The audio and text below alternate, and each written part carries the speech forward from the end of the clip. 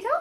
A few moments later. તો આપણે થઈ ગયા છીએ રેડી અને હવે આપણે જાય છીએ બહાર.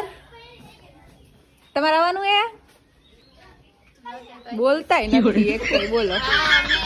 અરે વાહ પથ્થુ તો જો લાગે ઈ. હા વિહાન નવા કપડા પહેર્યા.